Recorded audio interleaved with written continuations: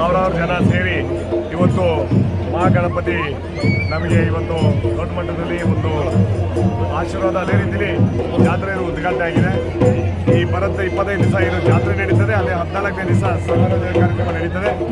ಸಾರ್ವಜನಿಕರಿಗೆ ಅನುಕೂಲ ಆಗಂತ ಪೂಜೆ ಕಾರ್ಯ ನಿರಂತರವಾಗಿ ನಡ್ಕೊಂಡ್ಬರಲಿ.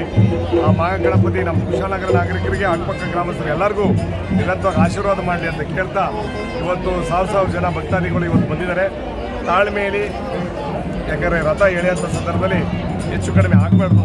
ಅದಕ್ಕೆ ಸಾರ್ವಜನಿಕ ನಿಮ್ಮ ಮುಖಾಂತರ ಏನು ಹೇಳ್ಕೊತೀನಿ ಅಂತ ತಾಳ್ಮೆಯಲ್ಲಿ ಬಂದು ಈ ಪ್ರದರ್ಶನ ದೇವರ ಆಶೀರ್ವಾದ ಪಡ್ಕೋಬೇಕು ಅಂತ ಹೇಳ್ತಾ ನಿಮ್ಮ ವೀಕ್ಷಕರ ಮುಖಾಂತರ ಸಾರ್ವಜನಿಕ ಎಲ್ಲರಿಗೂ ಮಹಾಗಣಪತಿ ಆಶೀರ್ವಾದ ನಿರಂತರವಾಗಿರಲಿ ಅಂತ ನಾನು ಹೇಳ್ಕೊತೀನಿ. Thank you. ಕುಶಾಲನಗರದಲ್ಲಿ ಐತಿಹಾಸಿಕವಾಗಿ ಇರ್ತಕ್ಕಂಥ ಗಣಪತಿ ದೇವಾಲಯದ ಈ ಒಂದು ಜಾತ್ರಾ ಮಹೋತ್ಸವ, ರಥೋತ್ಸವ ಭಕ್ತರ ಧಾರ್ಮಿಕ ಶ್ರದ್ಧೆಯನ್ನಿಟ್ಟುಕೊಂಡು ಮಾಡ್ತಾ ಇರ್ತಕ್ಕಂಥದ್ದು.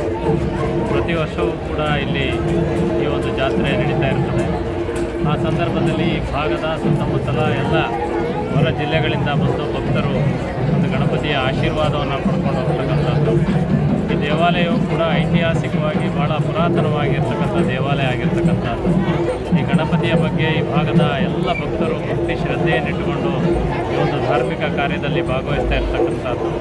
ಆ ಒಂದು ಧಾರ್ಮಿಕ ಕಾರ್ಯ ಯಶಸ್ವಿಯಾಗಲಿ, ಅದೇ ರೀತಿ ಗಣಪತಿ ಆಶೀರ್ವಾದ ಎಲ್ಲ ಜನರ ಮೇಲೆ ಒಂದು ನೆಮ್ಮದಿ ಕೊಡುವಂಥ ವಾತಾವರಣವನ್ನು, ಆಶೀರ್ವಾದವನ್ನು ಮಾಡಲಿ ಅಂತೇಳಿ ಶುಭ ಹಾರೈಸ್ತೇವೆ.